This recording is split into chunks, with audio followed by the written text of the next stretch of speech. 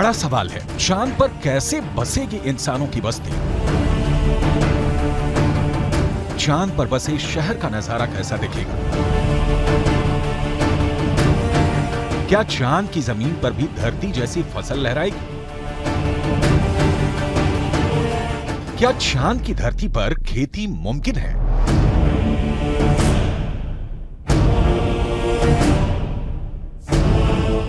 विज्ञान कहता है कि चांद पर अभी इंसानों के रहने लायक वातावरण नहीं है, लेकिन नासा का कहना है कि आने वाले वक्त में चंद्रमा की धरती को रहने लायक बनाया जा सकता है।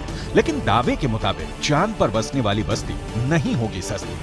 अंतरिक्ष में चंद्रमा धरती का सबसे करीबी पड़ोसी पिंड है। पिछले 6 दशकों में इंसानों ने 100 से भी अधिक मून मिशन को अंजाम दिया है। सभी मिशन को कामयाबी नहीं मिली, लेकिन इन मिशन ने चांद को सबसे ज्यादा खोजा जाने वाला स्थान बना दिया और अब चंद्रमा पर जीवन की संभावनाओं की तलाश हो रही है।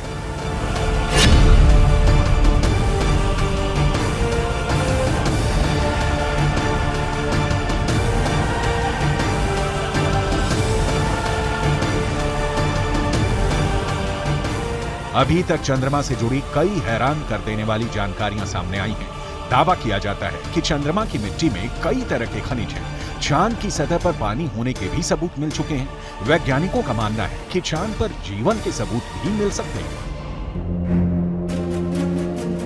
संभावना जताई जा रही है कि भविष्य में चंद्रमा पर मानव बस्ती बसाने का सपना पूरा हो सकता है, लेकिन ये काम इतना भी आसान नहीं है। चंद्रमा पर इंसान के कदम भले ही साल 1969 में पड़ गए हों,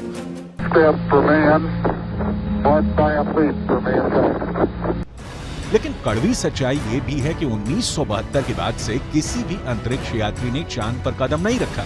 जब से इंसान ने चांद पर कदम रखा है, तभी से वहां इंसानी बस्ती बसाने की चर्चा चल रही है। 1972 से अभी तक 51 सालों में कई मून मिशन भेजे गए और उससे जो जानकारी हासिल हुई, उसके बाद से अब चांद पर मानव बस्ती का सपना जल्द आसान हो सकता है, लेकिन ये बहुत अधिक खर्चीला भी हो सकता है।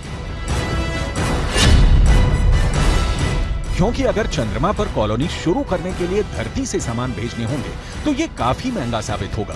एक अनुमान के मुताबिक सिर्फ 100 लोगों के लिए चांद पर जरूरी सामान भेजने के लिए करीब 1.25 लाख करोड़ रुपए का खर्च आएगा।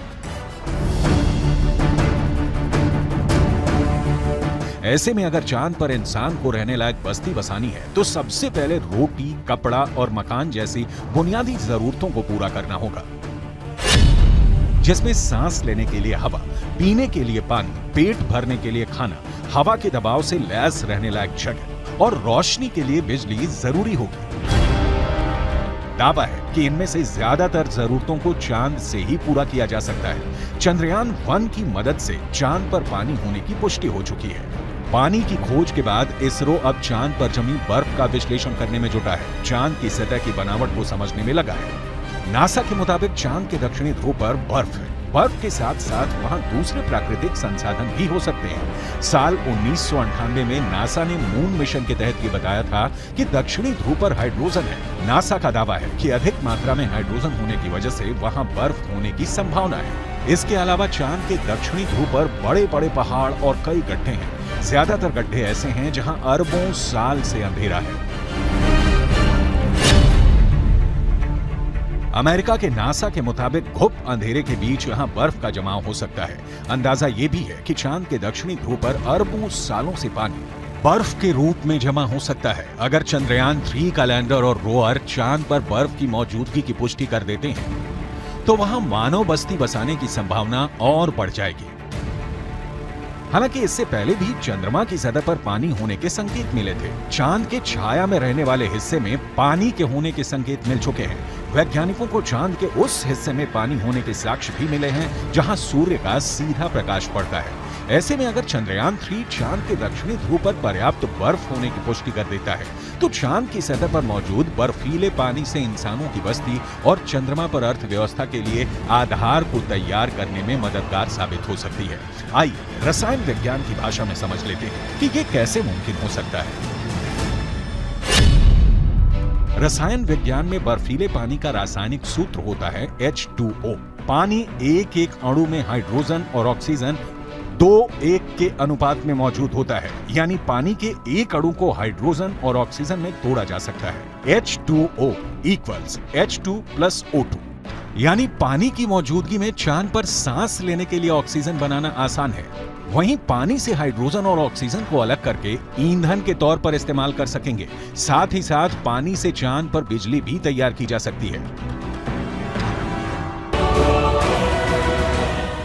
साफ है, चांद पर मौजूद पानी कई समस्याओं का समाधान हो सकता है। पानी के इस्तेमाल से सिंचाई के लिए खेती का काम भी आसान किया जा सकता है, क्योंकि चांद पर इंसानों की बस्ती को लेकर रिसर्च कर रहे वैज्ञानिकों को तब बड़ी कामयाबी मिली थी जब चांद की मिट्टी में पौधे उगाए गए। अपोलो 11 मिशन के दौरान करीब 22 किलो सामान चंद्रमा से लाया गया था।